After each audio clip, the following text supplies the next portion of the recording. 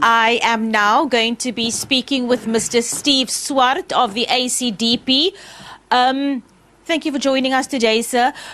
When we spoke earlier in the week, you spoke about frontline services and not wanting to lose revenue. Frontline services like health and education and police shouldn't lose any more revenue.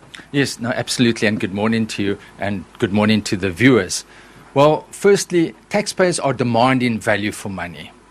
They are hard-pressed, and it's time that they receive that value for money. And we are concerned about the possibility of frontline services, such as fighting crime, such as education, such as health, such as the provision of water and municipal services, that might have a budget cut as a result of the constrained fiscal environment. That we will not support. It's very clear that what we need is increased economic growth, because already we see since February economic growth projections are down. So in addition to the removal of VAT, the VAT increase which we welcomed, you've now got less economic growth, and therefore the revenue shortfalls is going to be more. How do you address that? Well, it's very clear. Let's cut out unnecessary government expenditure, wasteful, fruitless expenditure. Let's cut out all the ghost workers. Let's cut out all the bailouts to state-owned enterprises. There are ways to cut government expenditure. And as the ACDP has said, for many, many years, there's tens of billions of rands sitting in overseas bank accounts that have been stolen through fraud, corruption, and state capture. Let's give the law enforcement agencies, the SIU, National Prosecuting Authority, Asset Forfeiture Unit, the ability and the funds to collect those tens of billions of rands. And lastly, SARS has said 800 billion rand is estimated to be owed to them. They've said there's 150,000 taxpayers that are economically active that are not paying tax.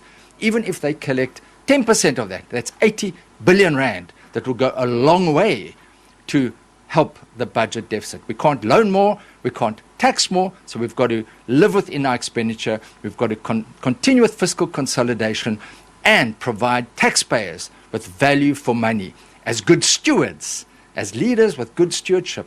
And of course we are reaping 30 years of misrule and wastage and expenditure under ANC government. It's time now for a reset of our budget, and we're looking forward to a positive budget this afternoon. The whole process has been positive in as much as there's an engagement by political parties now. No longer can the ANC just push their way through. There's been an engagement now, and hopefully there's a consensus. As you know, we're not part of the GNU, but we do want it to succeed. Because if it succeeds, South Africa succeeds.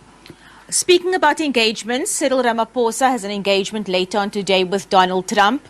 And we know about our economic ties with the US, which is going to be at the top of the agenda. Yes, indeed. And we also know that the US is a very important trade partner of South Africa. We export automobiles to the US, we are manufacturing, agriculture, and so the proposed tariffs, 25 to 30%, which the US Trump administration has said they will impose on South Africa and which has been withheld, we trust will be reconsidered following today's engagement. It's very important for us as South Africa, as President Ramaphosa and his delegation, to put South Africa first, not narrow political views of the ANC that have done a lot of damage to South Africa's standing internationally. So it's crucial that we address and that we reset, that we restore that relationship with a very important trade partner, understanding that the AGOA agreement is to be reconsidered at the end of the year, and that will have a devastating impact if it is not extended on economic growth prospects for the nation. And in addition, we need to look to other markets as well. Should the engagement not be successful, then obviously we need to also look at other markets where we can sell our products. But we are really trusting and praying that there'll be a successful outcome of today's discussion between President Ramaphosa and President Trump. Steve Swart at ACDP, thank you so much for your time.